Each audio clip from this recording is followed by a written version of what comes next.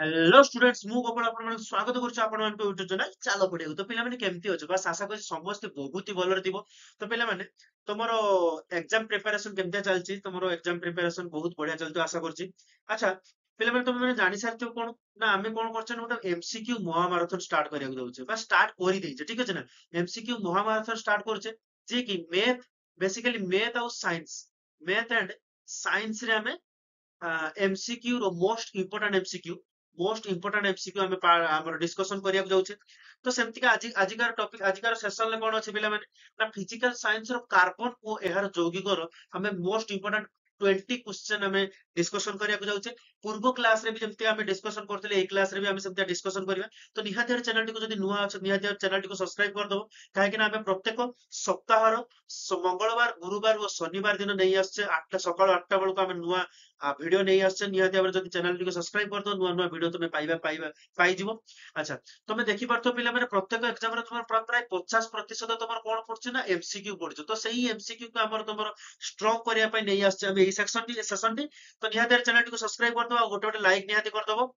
तो video T start करिया पूर्व बास गोटे इनफॉरमेशन दई दउछु पिला माने जदि तुमे माने पूर्व क्लास देखि देइथिबो तो निहाती भाबरे जानि देइथिबो हमर ई जो डिस्कशन करिवार गोटे नुवा वे अछि। सेई वे टा कोन पिला माने एटा गोटे प्रकार मॉक टेस्ट करूछे हमें, ठीक अछि ना। गोटे प्रकार मॉक माने कोन ना तुमे 20 टी क्वेश्चन आज डिस्कशन हबो पिला माने केतरी पिला माने 20 टी क्वेश्चन डिस्कशन हबो। तुमे लास्ट रो कोन केते मार्क रखिबो सेटा मते लास्ट रो कमेंट रे जणेबो केते मार्क तुमे रहिला। सेति पय तुमे कोन करियो प्रत्येक क्वेश्चन ले मु प्रथमे क्वेश्चन टा आसिला माने तुमे पोस्ट कर दबो।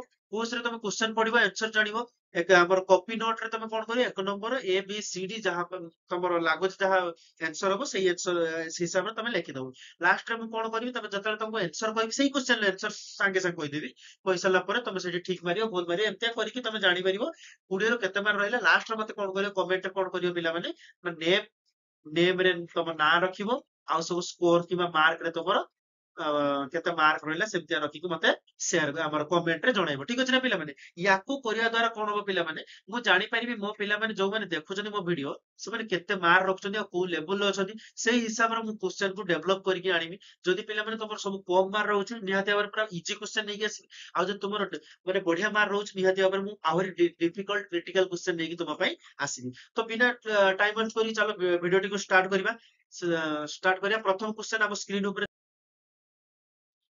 आल्किन श्रेणीर तृतीय यौगिकरे कार्बन कार्बन मध्ये केतोटी सहसंयोजी बंध रहिछि? पिलामाने आउथरे क्वेश्चन टा मने रखियो पिलामाने कोन कहल आल्किन श्रेणीर तृतीय यौगिकरे कहिछि पिलामाने तृतीय यौगिकरे कार्बन कार्बन मध्ये केतोटी सहसंयोजी बंध रहिछि? कमेंट करो पिलामाने, कमेंट करो किबा लेखो, जल्दी करो कमेंट। पिलामाने दुईटी ना ना सर दुईटी नाही अधिक अछि तीनटी रु केते अछि पिलामाने चारोटी चारोटी सहसंयोजी अछि बोली हमें कहि परिबा। Okay next question, next question कोन कहला पिला माने सी कार्बन और सिलिकॉन मौलिक मौलिक केउ धर्म प्रदर्शन करନ୍ତି ସେମାନେ ଦି ଜଣ केउ धर्म प्रदर्शन करନ୍ତି? जल्दी को पिला माने काटेसन तो କରିଥାଏ କିନ୍ତୁ ବୃହତାକାର ହେଇଥାଏ କି ନା ସାର୍ ବୃହତାକାର ହେଇନଥାଏ। କାଟେସନ କରିଥାଏ କିନ୍ତୁ ବୃହତାକାର ହେଇନଥାଏ। ଚତୁଃସଂଯୋଜୀ କରିଥାଏ କିନ୍ତୁ ତ୍ରିସଂଯୋଜୀ ନୁହଁ। ତାପରେ ଦ୍ୱିସଂଯୋଜୀ ବିଲକୁଲ ବି ନୁହଁ ପିଲା ମାନେ ତ୍ରିସଂଯୋଜୀ ବି ବିଲକୁଲ ବି ନୁହଁ। Option D is the right answer. Catenation ବି କରିଥାଏ ଆଉ ଚତୁଃସଂଯୋଜୀ ବନ୍ଧ ମଧ୍ୟ କରିଥାଏ। ତେବେ option D is the right answer. Okay ପିଲାମାନେ option D is the right answer. ନିମ୍ନୋକ୍ତ ମଧ୍ୟରୁ କେଉଁଟିର ଅଣୁ ସଂରଚନା ତ୍ରିବନ୍ଧ ଅଛି? ଏମାନଙ୍କ ଭିତରୁ କାହାର ଅଣୁ ସଂରଚନା ତ୍ରିବନ୍ଧ ଅଛି? ଯଦି ତମେ ପିଲାମାନେ କରିବ କାହାର ଏମାନଙ୍କ ଭିତରୁ କାହାର ଅଣୁ ଭିତରେ ତ୍ରିବନ୍ଧ ଅଛି ନା ସାର୍ C4H6 ଯେତେବେଳେ ତମେ ଯଦି ସଂରଚନା କରିବ ସେଠି କଣ ହବ ଯେ ତ୍ରିବନ୍ଧ ଦେଖିବାକୁ ପଡିବ ମିଳିବ। କଣ ମିଳିବ ପିଲେ? ତ୍ରିବନ୍ଧ ଦେଖିବାକୁ ମିଳିବ। ଏଠି ଦେଖିବା C6 C3H6 ର ତ୍ରିବନ୍ଧ ନାହିଁ, C2H6 ର ବି ନାହିଁ, C4H8 ର ବି ନାହିଁ। Option B is the right answer C4H6 ର ଆମେ ପାଇବାକୁ ପଡିବ। କଣ ପାଇବା ପିଲାମାନେ? ଅଣୁ ଭିତରେ ସଂରଚନା ତ୍ରିବନ୍ଧ ଦେଖିବାକୁ ଆମେ ପାଇବା। ଓକେ नेक्स्ट क्वेश्चन स्क्रीन ऊपर आसे पिलाମାନେ कमेंट करो जल्दी। बेंजीन रो अणुरे केतोटी द्विबंध अछि? जल्दी कमेंट करो बेंजीन अणुरे केतोटी द्विबंध अछि पिलाମାନେ? वेरी गुड हां तीनोटी अणु अछि। केतोटी अणु अछि पिलाମାନେ? तीनोटी द्विबंध अछि। सॉरी बेंजीन अणुरे केतोटी द्विबंध अछि ना तीनोटी द्विबंध ଅଛି। ନେକ୍ସଟ क्वेश्चन ପିଲେ କମେଣ୍ଟ କରୁଛ ତ କମେଣ୍ଟ କରିବ। C5H12 ଓ C4H10 ଯୌଗିକ ଦ୍ୱୟର ସଂରଚନା ଆଇସୋମରର ସଂଖ୍ୟା କ୍ରମରେ ନିମ୍ନୋକ୍ତ ମଧ୍ୟରେ କୋଉଠି? ମାନେ ଆଉଥରେ କ୍ୱେଶ୍ଚନ ଟା ମୁଁ କହିଦଉଛି ପିଲାମାନେ। C5H12 ଓ C4H10 ଯୌଗିକ ଦ୍ୱୟ ସଂରଚନାତ୍ମକ ଆଇସୋମର ସଂଖ୍ୟା କ୍ରମରେ ନିମ୍ନୋକ୍ତ ଭିତରୁ କୋଉଟା? ସେ ଯୋଉ ସଂରଚନାତ୍ମକ ଆଇସୋମର ସଂଖ୍ୟା ଗୁଡା ପଚାରିଛି। ମାନେ କ୍ରମରେ କିଏ 0 1 ନା 1 2 ନା 2 3 ନା 3 2? ଜଲ୍ଦି କମେଣ୍ଟ କର ତ ପିଲାମାନେ। Very good. ତ ସାର୍ ଆମେ କଣ କହିପାରିବା? ପ୍ରଥମେ 3 ତାପରେ 2 ଆସିପାରିବ। କଣ ଆସିପାରିବ? Option D is the right answer. Option D is the right answer. Okay, very good. ତାର ନେକ୍ସଟ କ୍वेଶ୍ଚନ ଯିବା। କୋଇଲା ଓ ପେଟ୍ରୋଲିୟମ ଜାଳେଣୀରେ କିଛି ପରିମାଣର କଣ ଥାଏ? କିଛି ପରିମାଣର କଣ ଥାଏ ଆମର କୋଇଲା ଓ ପେଟ୍ରୋଲିୟମ ଜାଳେଣୀରେ? ଜଲ୍ଦି କମେଣ୍ଟ କର ପିଲାମାନେ। କିଛି ପରିମାଣ ନାଇଟ୍ରୋଜେନ ଆଉ ସଲଫର ଥାଏ। କଣ ଥାଏ ଛୁଆ? ନାଇଟ୍ରୋଜେନ ଆଉ ସଲଫର ଥାଏ। ତ option A is the right answer. Nitrogen ଆଉ ସଲଫର ଥାଏ। Option A is the right answer. Chlorine ନଥାଏ, ହାଇଡ୍ରୋଜେନ ନଥାଏ, ଏଗୁଡା ସବୁ ଭୁଲ। Option A is the right answer. Okay, next question ପୂର୍ବରୁ ଆମେ ଗୋଟେ ଡିସ୍କସନ କରିବାକୁ ଯାଉଛେ ନା କଣ? ଚାଲ ପଢିବା ହ୍ୱାଟ୍ସଆପ ଗ୍ରୁପରେ କେମିତି ଜଏନ ହବା। ତ ପ୍ରଥମତଃ ଆମେ ଜଏନ ହବା କାହିଁକି, ତାର ମୁଁ 5ଟା ବେନିଫିଟ ତମକୁ ଜଣେଇବି। ଆମେ ସାର୍ କାହିଁକି ଜଏନ ହବା, ତ 5ଟି ବେନିଫିଟ ଜାଣିବା, ତାପରେ ଆମେ କହିବା କେମିତି ଜଏନ ହବା। ଓକେ, ତ ପ୍ରଥମ ବେନିଫିଟ ହଉଛି ପିଡିଏଫ। କଣ ପିଲାମାନେ? ପିଡିଏଫ। ସାର୍ ପିଡିଏଫ କଣ ନା ପ୍ରତ୍ୟେକ କ୍ଲାସ ସରିଲା ପରେ ଏଇ ଗ୍ରୁପରେ ପ୍ରତ୍ୟେକ କ୍ଲାସର ପିଡିଏଫ, ଯୋଉ କ୍ୱେଶ୍ଚନ ଗୁଡା ତମେ କ୍ଲାସରେ ଡିସ୍କସନ କଲ ବା ଏଇ ୟୁଟ୍ୟୁବ ଚ୍ୟାନେଲରେ ଡିସ୍କସନ କଲ, ସେଇ କ୍ୱେଶ୍ଚନ ଗୁଡାକର ପିଡିଏଫ ତମକୁ ସେଇ ଗ୍ରୁପରେ ମିଳିଯିବ। ତ ପିଡିଏଫ ତମକୁ ମିଳିଯିବ ପ୍ରତ୍ୟେକ କ୍ଲାସ ପରେ। ସେଇ କ୍ଲାସର ପିଡିଏଫ ତମକୁ ସେଇ ୟୁଟ୍ୟୁବ ହ୍ୱାଟ୍ସଆପ ଗ୍ରୁପରେ ମିଳିଯିବ। ସେକେଣ୍ଡ ର କଣ ପିଲାମାନେ ଅଛି? ସେକେଣ୍ଡ ର ଅଛି ପିଲାମାନେ କଣ ନା PYQ। ସାର୍ PYQ ମାନେ କଣ? PYQ ର ଅର୍ଥ ହଉଛି previous year question. Previous year question ମାନେ କଣ? ପୂର୍ବରୁ 5 ବର୍ଷ ପର୍ଯ୍ୟନ୍ତ ଯେତିକି ସବୁ କ୍ୱେଶ୍ଚନ ପଡିଛି ସେଇ କ୍ୱେଶ୍ଚନ ଗୁଡାକୁ ଆମେ ଏଇ ହ୍ୱାଟ୍ସଆପ ଗ୍ରୁପରେ ଦେଇଦବା। ସାର୍ ଏଇ ହ୍ୱାଟ୍ସଆପ ଆମର ପ୍ରିଭିୟସ ଇୟର କ୍ୱେଶ୍ଚନ ତ ଏମିତିକା ଗୁଗୁଲରେ ସର୍ଚ୍ଚ ମାରିଦେଲେ ତ ଆସିଯିବ। ତ ଆମେ ଗୋଟେ ନୂଆ ୱେର ପ୍ରିଭିୟସ ଇୟର କ୍ୱେଶ୍ଚନ ମାନେ ଦବାକୁ ଯାଉଛେ। କେମିତିକା ପିଲାମାନେ? ପ୍ରତ୍ୟେକ ଚାପ୍ଟର ବେସିସରେ, ପ୍ରତ୍ୟେକ ସବଜେକ୍ଟ ତ ରହିଲା ଫିଜିକ୍ସ, ସରି ଆମର ସାଇନ୍ସ ଆଣ୍ଡ ମ୍ୟାଥ। ତ ସେଇ ସାଇନ୍ସ ର ପ୍ରତ୍ୟେକ ଚାପ୍ଟର ଯେମିତିକା ନ୍ୟୁଟ୍ରିସନ ରହିଲା ବା ପୋଷଣ ରହିଲା, ଶ୍ୱସନ ରହିଲା, ଏଇଭଳିଆ ପ୍ରତ୍ୟେକ ଚାପ୍ଟର ୱାଇଜ ଆମେ PYQ ପ୍ରୋଭାଇଡ କରିବୁ। ପ୍ରତ୍ୟେକ ଚାପ୍ଟର ପ୍ରତ୍ୟେକ ବିଷୟ ଅନୁସାରେ ଆମେ PYQ କୁ ଦବୁ। ପ୍ରତ୍ୟେକ ବିଷୟ ମନେକର ଆଜି ଆମେ ପଢିଲେ କଣ ନା କାର୍ବନ ଓ ଏହାର ଯୌଗିକ। ତ କାର୍ବନ ଆଉ ଓ ଏହାର ଯୌଗିକ ସବଜେକ୍ଟ ରୁ ବା ଆମର ବିଷୟରୁ ଯେତିକ MCQ 5 ବର୍ଷରେ ପଡିଥିଲା, 5 ଇୟରରେ ଯେତିକ MCQ ପଡିଥିଲା, ସେଇ MCQ ଗୁଡାକ ଏଇ ଗ୍ରୁପରେ ଆମେ ତାକୁ କଣ କରିବା? ପ୍ରୋଭାଇଡ କରିବା। ଠିକ ଅଛି ନା? ତାପରେ ନେକ୍ସଟ କଣ ହଉଛି? Special MCQ seat, SMS। Special MCQ seat କଣ ରହୁଛି ପିଲାମାନେ? ସ୍ପେଶାଲ MCQ ସିଟ୍ ମାନେ କଣ?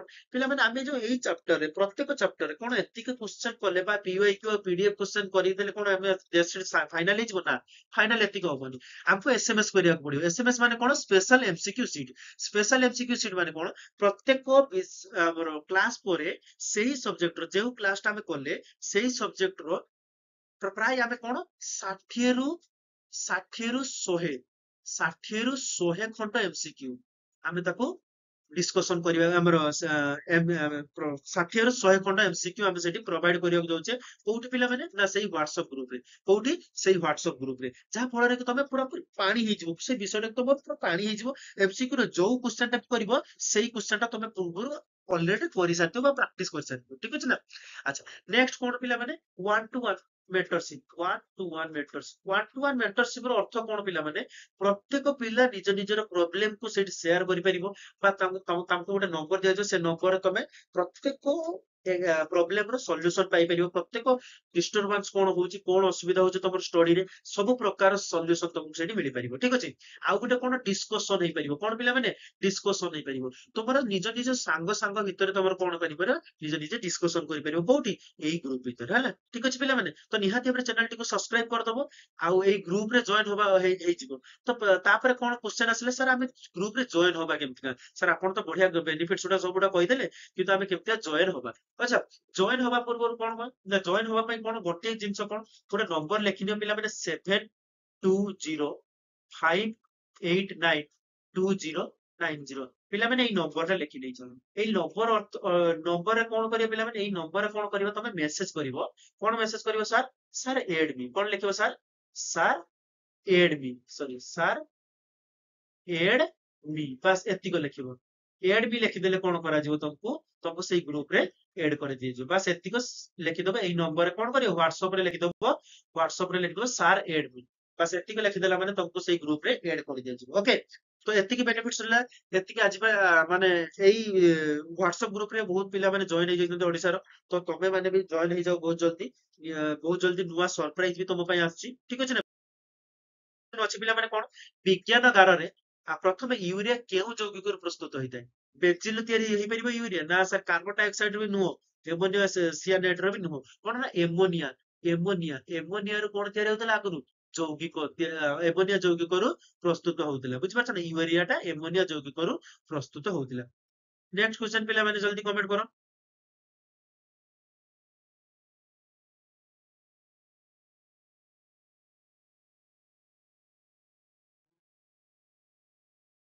ଜଲ୍ଦି ପିଲାମାନେ।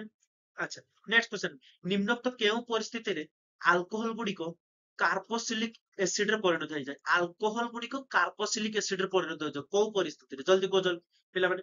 କଣ ହେଲେ ସେ ଆଲକୋହଲ ଗୁଡିକ କାର୍ବୋସିଲିକ ଏସିଡ ରେ ପରିଣତ ହେଇଯିବ? ଜଲ୍ଦି କର, କମେଣ୍ଟ କର ଜଲ୍ଦି ପିଲାମାନେ।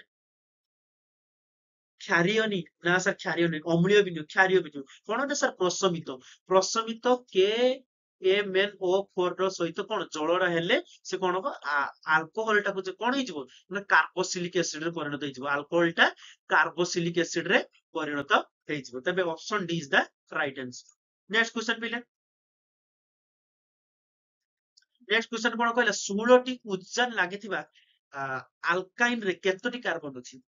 16ଟି ଉଜାନ ଲାଗିଥିବା ଆଲକାଇନ ରେ, 16ଟି ଉଜାନ ଲାଗିଥିବା ଆଲକାଇନ ରେ କେତୋଟି କାର୍ବନ ଅଛି ବୋଲି ଆମେ କହିପାରିବା ପିଲାମାନେ? କମେଣ୍ଟ କର ଜଲ୍ଦି ପିଲାମାନେ। 9ଟି। କେତୋଟି କାର୍ବନ ଲାଗିଥିବ ପିଲା? 9ଟି। କାହିଁକି ନା 8ଟା ଲାଗିପାରିବନି, 2ଟା ବି ନୁହଁ, 4ଟା ବି ନୁହଁ, କେତୋଟି ଲାଗିବ ପିଲେ? 9ଟି। Option B is the right answer. Okay, next question କଣ କହିଲା, ଆଲକେନ ଶ୍ରେଣୀର ଷଷ୍ଠ ଯୌଗିକର ଅଣୁ ସଂକେତ ଓ ଆଲକିନ ଶ୍ରେଣୀର ଷଷ୍ଠ ଯୌଗିକର ଅଣୁ ସଂକେତ ମଧ୍ୟରେ ପ୍ରଭେଦ କଣ? ସିମ୍ପଲ ଛୁଆ, ପ୍ରଭେଦ ଏଗୁଡା ନୁହଁ, ପ୍ରଭେଦ ନୁହଁ ଏଗୁଡା। ଏଗୁଡା କଣ, 1C ର ପ୍ରଭେଦ, ଖାଲି ଗୋଟେ ସି ର ବା ଗୋଟେ କାର୍ବନର କେବଳ ଗୋଟେ କାର୍ବନର ପ୍ରଭେଦ ଅଛି, ଠିକ ଅଛି। ନିମ୍ନୋକ୍ତ କେଉଁଟିରେ କାର୍ବନ ପରମାଣୁ ଗୁଡିକ ମଧ୍ୟରେ ସଳଖ, ଚକ୍ରୀୟ ଓ ଶାଖାଯୁକ୍ତ ଶୃଙ୍ଖଳ ସମ୍ଭବ? ମାନେ ସବୁଗୁଡା ସଳଖ ବି ହେଇପାରିବ, ଚକ୍ରୀୟ ବି ହେଇପାରିବ, ଆଉ ଶାଖାଯୁକ୍ତ ବି ହେଇପାରିବ। ଜଲ୍ଦି କମେଣ୍ଟ କର ପିଲାମାନେ, ସେଟାକୁ ଆମେ କଣ କହିପାରିବା ପିଲେ? ଏଟା ହବନି ପିଲେ, C4H8। C4H8 ଟା ଗୋଟେ ଏମିତିକା କାର୍ବନ ପରମାଣୁ ବା କାର୍ବନ ଯୌଗିକ ବୋଲି ଆମେ କହିପାରିବା। ସେ କଣ ନା ସଳଖ ବି ହେଇପାରିବ, ସଳଖ ବି ହେଇପାରିବ, କଣ ଆଉ କଣ ଚକ୍ରୀୟ ବି ହେଇପାରିବ, ଚକ୍ରୀୟ ବି ହେଇପାରିବ, ଆଉ କଣ ଶାଖା ବି ହେଇପାରିବ। କଣ ହେଇପାରିବ ପିଲେ? ଶାଖା ଯୁକ୍ତ ବି ହେଇପାରିବ, ଠିକ ଅଛି ନା। ଏଇ ତିନିଟା ପ୍ରକାରର ଶୃଙ୍ଖଳ ମଧ୍ୟ ସେ ହେଇପାରିବ। କିଏ? C C4H8। ଓକେ, ତେବେ କଣ ହବ, C4H8 ଏଠି ଅଛି, ଏଠି ନାହିଁ, ଏଠି ନାହିଁ। Option C is the right answer. Option C is the right answer. Next question କଣ କହିଲା, ସାଇକ୍ଲୋପ୍ଲେନେଟ, ସାଇକ୍ଲୋପ୍ଲେଟେନ ରେ ଥିବା ସହ ସଂଯୋଗ୍ୟ ବନ୍ଧ ସଂଖ୍ୟା କେତେ? ସହ ସଂଯୋଜ୍ୟ ବନ୍ଧ ସଂଖ୍ୟା କେତେ? ସେ କହିଛି ସାଇକ୍ଲୋପେଟେନ ରେ ସହ ସଂଯୋଜ୍ୟ ବନ୍ଧ ସଂଖ୍ୟା କେତେ? ଜଲ୍ଦି କମେଣ୍ଟ କର ପିଲାମାନେ। 14ଟା କି? ନା ସାର୍ 14ଟା ନୁହେଁ ତ, 12 ବି ନୁହଁ, 10 ବି ନୁହଁ। Option A is the right answer. 15ଟି। କେତେଟି ପିଲାମାନେ? 15ଟି। ହେଲା, ନେକ୍ସଟ କ୍ୱେଶ୍ଚନ, ପ୍ରୋପେନ। ସିମ୍ପଲ, ବଢିଆ କ୍ୱେଶ୍ଚନ କହିଲା, ପ୍ରୋପେନ ର ବସ୍ତୁଗତ ସଂଖ୍ୟା କେତେ? ସିମ୍ପଲ ଡାଇରେକ୍ଟ କ୍ୱେଶ୍ଚନ ଆସିଥିଲା, କଣ କରିବ? 44 ଆମେ ପଢିଥିଲେ ନା ନାଇଁ? 44। Option D, option D is the right answer. ତାପରେ ପିଲାମାନେ ଭିଡିଓ ଆମର ଆଗକୁ ଯିବା ପୂର୍ବରୁ ବାସ୍ ଗୋଟେ ଜଣେଇ ଦଉଛି, ଚ୍ୟାନେଲ ଟିକୁ ଯଦି ନୂଆ ଅଛନ୍ତି ପ୍ଲିଜ ଚ୍ୟାନେଲ ଟିକୁ ସବସ୍କ୍ରାଇବ କରିଦବ, ଠିକ ଅଛି ନା। ସବସ୍କ୍ରାଇବ କରିବା ଥରରେ ଆମେ ମୋଟିଭେଟ ହବୁ। କଣ ମୋଟିଭେଟ ହବୁ? ଅଧିକରୁ ଅଧିକ ଆହୁରି ଇଣ୍ଟରେଷ୍ଟିଂ ଭିଡିଓ ନେଇକି ଆସିବା ପାଇଁ ଆମେ ଇଣ୍ଟରେଷ୍ଟ ପ୍ରକାଶ କରିବୁ, ଠିକ ଅଛି ନା। ତ ନିହାତି ଚ୍ୟାନେଲ ଟିକୁ ସବସ୍କ୍ରାଇବ କରିଦବ। ଆଉ କଣ ବେନିଫିଟ ତମର, ଚ୍ୟାନେଲ ଟିକୁ ସବସ୍କ୍ରାଇବ କରିବାର ଆଉ ଗୋଟେ ଫାଇଦା କଣ ପିଲାମାନେ, ନା ତମେ ଏବେ MCQ ପାର୍ଟ ଡିସ୍କସନ କରୁଛ, ଠିକ ଅଛି ନା। ତ ତମର ଯଦି ଥିଓରିରେ କୌଣସି ପ୍ରୋବ୍ଲେମ ରହୁଛି, ତମର ଯଦି ଥିଓରିରେ କୌଣସି ପ୍ରୋବ୍ଲେମ ରହୁଛି, ତ ଥିଓରି କ୍ଲାସ ବି ଆମେ ଆଣିବାକୁ ଯାଉଛେ ବହୁତ ଜଲ୍ଦି ସୁନ୍, ଠିକ ଅଛି ନା। ବହୁତ ଜଲ୍ଦି ଆମର ଥିଓରି କ୍ଲାସ ଆସିବାକୁ ଯାଉଛି ନା। ପ୍ରତ୍ୟେକ ଚାପ୍ଟରରେ ଆମେ ଥିଓରି କ୍ଲାସ ୱାନ୍ ଶଟ ସବୁ वन शॉट रे आमे कंप्लीट करबा को जीवु ठीक अछि ना तो निहाती भाबरे चैनल टिको सब्सक्राइब कर दबो आउ गुटे कथा हो आमे कोन केबे थ्योरी पार्ट आनिबु ना 500 रु 1000 सब्सक्राइबर कंप्लीट हे गला माने आमे थ्योरी पार्ट नै के आसीबा स्टार्ट कर दो ठीक अछि ना मात्र 500 रु 1000 सब्सक्राइबर बस तोमर टारगेट कोन ना 500 रु 1000 सब्सक्राइबर कंप्लीट करिवार 500 रु 1000 सब्सक्राइबर कंप्लीट करिवार सेति भाई कोन करिया को पडिबो तोमर प्राय 5 रु 10 सांग भीतर तुमको शेयर करबा को पडिबो ई वीडियो टी शेयर कले कोन ସେମାନେ ବି ସବସ୍କ୍ରାଇବ କରିବେ ଏମିତିକା କଣ ସବସ୍କ୍ରାଇବ ଯେତେବେଳେ 500 ରୁ 1000 ସବସ୍କ୍ରାଇबर କମ୍ପ୍ଲିଟ ହେଇଯିବ ସେତେବେଳେ ଆମେ ଷ୍ଟାର୍ଟ କରିଦବୁ କଣ ଥିଓରି କ୍ଲାସ ଓକେ ତ ନିହାତି ବେଲ ଆଇକନ କୁ ଅଲ ରେ ସେଟ କରିକି ନିହାତି ଗୋଟେ ଗୋଟେ ସେୟାର କରିଦବୁ ନିହାତି ଓକେ ନେକ୍ସଟ କ୍वेश्चन କଣ କହିଲେ କେଉଁ କାରଣରୁ କାର୍ବନ ଯୌଗିକର ଗଳନାଙ୍କ ଓ ସ୍ଫୁଟନାଙ୍କ କମ ଥାଏ ଆମେ ଜାଣିଛେ କାର୍ବନ ଯୌଗିକର ଗଳନାଙ୍କ ଆଉ ସ୍ଫୁଟନାଙ୍କଟା କମ ଥାଏ ତ ତାର କାରଣ କଣ ଥାଏ କାର୍ବନର ପରମାଣୁ କ୍ରମାଙ୍କ 6 ଏଇଟା ତ ବିଲକୁଲ ନୁହେଁ ତାର ପରମାଣୁ କ୍ରମାଙ୍କ 6 ହବ ବୋଲି କଣ ସେ ତାର ଗଳନାଙ୍କ ସ୍ଫୁଟନାଙ୍କ କମ ହବ ନା ସାଧାରଣତଃ ବିଦ୍ୟୁତ ସୁପରିବାହୀ ନା ଏଟା ତାର କାରଣ ନୁହଁ ଅଣୁ ଗୁଡିକ ମଧ୍ୟରେ ଥିବା ଆକର୍ଷଣ ବଳ ନା ଅଧିକ ଥାଏ ବୋଲି ସେଟା ତାର କାରଣ ନୁହଁ ଅପସନ ଏ ରହିଗଲା କଣ ରହିଗଲା ପିଲାମାନେ ଅପସନ ଏ ରହିଲା ତେବେ ଅନ୍ତଃ ଅଣୁକ ବଳ କମ ଥାଏ ତାଙ୍କ ଭିତରେ ଅନ୍ତଃ ଅଣୁକ ବଳ କମ ଥାଏ ସେଥିପାଇଁ ତାଙ୍କର କଣ ଥାଏ ପିଲେ ନା ଗଣନାଙ୍କ ଆଉ ସ୍ଫୁଟନାଙ୍କ ସବୁବେଳେ କମ ଥାଏ ଏଇଟା ପିଲାମାନେ ଇମ୍ପୋର୍ଟାଣ୍ଟ କ୍ୱେଶ୍ଚନ ଟା ପିଲେ ଠିକ ଅଛି ନା এটা পড়িবার ବହୁତ ଚାନ୍ସ ଅଛି ଏଇଟା ଲେଖି ନେଇଥାଉ ଇମ୍ପୋର୍ଟାଣ୍ଟ ବୋଲି ନୋଟ କରି ନେଇଥାଉ ପିଲାମାନେ ଜୈବ ଗ୍ୟାସ ଓ CNG ର ମୁଖ୍ୟ ଉପାଦାନ ସିମ୍ପଲ ବହୁତ ସହଜ କ୍ୱେଶ୍ଚନ ଟା ଆମେ କଣ ମିଥେନ ଥାଏ ମିଥେନ ଓକେ ସହଜ କ୍ୱେଶ୍ଚନ ଟା option B is the right answer 15 number option B is the right answer comment କରୁଥିବ ପିଲା ନେକ୍ସଟ କ୍ୱେଶ୍ଚନ ନିମ୍ନୋକ୍ତ ମଧ୍ୟରୁ କେଉଁଟି ଅଧିକ ପ୍ରତିକ୍ରିୟାଶୀଳ ଏମାନଙ୍କ ଭିତରୁ ଯଦି ଆମେ ପ୍ରତିକ୍ରିୟାଶୀଳ ଅଧିକ ଦେଖିବା କୋଉଟା ଦେଖିବା ଜଲ୍ଦି କମେଣ୍ଟ କଲେ ଦେଖି याठू तो ये कम प्रतिक्रियाशील एटा नुह ताले याठू ये भी कम प्रतिक्रियाशील हबो एटा नु ये भी कम प्रतिक्रियाशील तेबे option B is the right answer C2H4 अधिक प्रतिक्रियाशील हबो एमानको मेदुरे C2H4 अधिक प्रतिक्रियाशील हबो ठीक अछि option B is the right answer next question कोन कहला पृक्त हाइड्रोकार्बन लो असंपूर्ण दहन केउ रंगर धुआं बाहरिଥାଏ कमेंट करो पिला माने केउ रंगर धुआं बाहरिଥାଏ ଭେରି ଗୁଡ କଣ ସେ କଳା ରଙ୍ଗର ଧୂଆଁ ବାହାରିବନି କଳା ରଙ୍ଗର ଧୂଆଁ ବାହାରିଥାଏ ଆଚ୍ଛା ନୀଳ ନୁହଁ ସ୍ୱଚ୍ଛ ନୀଳ ନୁହଁ ହଳଦିଆ ବି ନୁହଁ କଳା ରଙ୍ଗର ଓକେ ଅପସନ ସି ଇଜ ଦ ତାପରେ ନେକ୍ସଟ ହୀରା ଓ ଗ୍ରାଫାଇଟ ମଧ୍ୟରେ କଣ ଡେସ୍ ହୀରା ଓ ଗ୍ରାଫାଇଟ ମଧ୍ୟରେ ଡେସ୍ ଜଲ୍ଦି କର କମେଣ୍ଟ କର ପିଲାମାନେ ସାର୍ ଉଭୟ ଭୌତିକ ଓ ରାସାୟନିକ ପରିବର୍ତ୍ତନ ଧର୍ମ ସମାନ ନା ସାର୍ ବିଲକୁଲ ବି ନୁହଁ ତାଙ୍କର ଭୌତିକ ଆଉ ରାସାୟନିକ ଧର୍ମ ସମାନ ନୁହଁ ଭୌତିକ ଧର୍ମ ସମାନ ଓ ରାସାୟନିକ ଧର୍ମ ଅସମାନ ନା ଏଟା ବି ନୁହଁ ତେବେ ଉଭୟ ଭୌତିକ ଧର୍ମ ଓ ରାସାୟନିକ ଧର୍ମ ଅସମାନ ନା କିଛି ତ ସମାନ ଅଛି କିଛି ଅଳ୍ପ କିଛି ସମାନ ଅଛି ଭୌତିକ ଧର୍ମ ଅସମାନ କିନ୍ତୁ ରାସାୟନିକ ଧର୍ମ ସମାନ ଏଇଟା ଠିକ କହିପାରିବା ଆମେ କଣ ଭୌତିକ ଧର୍ମଟା ଅସମାନ କିନ୍ତୁ ରାସାୟନିକ ଧର୍ମ ସବୁ ସମାନ କାହାର ହୀରା ଆଉ ଗ୍ରାଫାଇଟ ର ରାସାୟନିକ ଧର୍ମ ଗୁଡା ସବୁ ସମାନ କିନ୍ତୁ ଭୌତିକ ଧର୍ମ ସବୁ ଅସମାନ ତେବେ option D is the right answer ଭିନେଗାରରେ ଥିବା ଯୌଗିକ ନିମ୍ନୋକ୍ତ ମଧ୍ୟରୁ କେଉଁଟା ଏମାନଙ୍କ ଭିତରୁ କୋଉଟା ଭିନେଗାରରେ ଥିବା ଯୌଗିକ ବୋଲି ଆମେ କହିପାରିବା ଜଲ୍ଦି କମେଣ୍ଟ କର ପିଲାମାନେ ଅମ୍ଳ କ୍ଷାର ଲବଣର ପଢିଥିଲେ କୋଉଟା CH3COOH COOH ଏଟା ହେଲା ଭିନେଗାରରେ ଥିବା ଯୌଗିକ ମାନେ option C is the right answer ହେଲା option C is the right answer cyclopropane ଅଣୁ ଗଠନ ପାଇଁ ମୋଟ କେତୋଟି ଇଲେକ୍ଟ୍ରନ ସହଭାଜିତ ହୋଇଥାଏ ମାନେ ସାଇକ୍ଲୋପ୍ରୋପେନ ଯେତେବେଳେ ଆମେ ଅଣୁ ଗଠନ କରିବା ମୋଟ କେତୋଟି ଇଲେକ୍ଟ୍ରନ ସହବିଭାଜିତ ସରି ସହଭାଜିତ ହୋଇଥାଏ ଜଲ୍ଦି କର କମେଣ୍ଟ କର ଜଲ୍ଦି ପିଲାମାନେ 8ଟି କି ନା ସାର୍ 8ଟି ନୁହଁ 18ଟି କେତୋଟି ପିଲାମାନେ 18ଟି option A is the right answer ଏଟା ବହୁତ ଇମ୍ପୋର୍ଟାଣ୍ଟ ପିଲାମାନେ ଏଟା ନୋଟ୍ସ କରିନବ option C is the right answer 18ଟି କେତୋଟି ଇଲେକ୍ଟ୍ରନ ଆମର ହଁ ଇଲେକ୍ଟ୍ରନ ସହଭାଜିତ ହୋଇଥାଏ ପିଲାମାନେ 18ଟି ଇଲେକ୍ଟ୍ରନ ସହଭାଜିତ ହୋଇଥାଏ ଅଛି ଏଟା ହେଲା ପିଲାମାନେ ତମର ଲାଷ୍ଟ କ୍ୱେଶ୍ଚନ ରହିଥିଲା ପିଲାମାନେ ବହୁତ ଜଲ୍ଦି ହିଁ ଆମେ କ୍ୱେଶ୍ଚନ ଗୁଡାକୁ ଡିସ୍କସନ କରିଦେଲେ ବାସ୍ ଆମର ଟାର୍ଗେଟ ଥିଲା କି ତମ ମାନଙ୍କର ବାସ୍ କଣ କରିବାର ତମ ମାନଙ୍କର ବାସ୍ ପ୍ରାକ୍ଟିସ କରିବାର ତ ନିହାତି ଭାବରେ ଆମେ ସେ ଆମର ଏଚିଭ୍ ଫୁଲଫିଲ ହେଇଛେ ତ ନିହାତି ଭାବରେ ଚ୍ୟାନେଲଟିକୁ ସବସ୍କ୍ରାଇବ କରିଦେବ ବେଲ ଆଇକନକୁ ଅଲରେ ସେଟ୍ କରିକି ନିହାତି ଭାବରେ ଗୋଟେ ଗୋଟେ ଲାଇକ୍ କରିଦେବେ ଆଉ ବାସ୍ ତୁମର କମେଣ୍ଟରେ କଣ କରିବ ତୁମର ନେମ୍ ସେୟାର କରିବ ପିଲାମାନେ ନେମ୍ ସେୟାର କରିବ ଆଉ କଣ କରିବ ମାର୍କ ସେୟାର କରିବ ଠିକ ଅଛି ନା କେତେ ମାର୍କ ରହିଲେ ମାର୍କ ସେୟାର କରିବ କେତେ ମାର୍କ ରହିଲା ଠିକ ଅଛି 20ରୁ କେତେ ରହିଲା ତମେ ମାର୍କ ମଧ୍ୟ ସେୟାର କରିବ ଯାହା ଫଳରେ କି ମୁଁ ଜାଣିପାରିବି ତମ ମାନଙ୍କର ନାଁ ସବୁ ଜାଣିପାରିବି ଆଉ ତମ ମାନଙ୍କର ମାର୍କ ମଧ୍ୟ ଜାଣିପାରିବି ନେକ୍ସଟ ଭିଡିଓରେ ତମ ନାଁ ସବୁ ଡିକ୍ଲେୟାର ହବ ଠିକ ବାସ୍ ଆଜି ପାଇଁ ଏତିକ ଧନ୍ୟବାଦ। ତୁମେ ଏଇ ଭିଡିଓଟିକୁ ପୁରା ଟୋଟାଲ ବିଞ୍ଜ ୱାଚ୍ କରିଛ, ସେଥିପାଇଁ ବହୁତ ବହୁତ ଧନ୍ୟବାଦ। ଆଉ ଆଜି ପାଇଁ ଏତିକ ପିଲାମାନେ, ଆଜିକାର ସେସନକୁ ଏଇଠି ଏଣ୍ଡ କରିବା।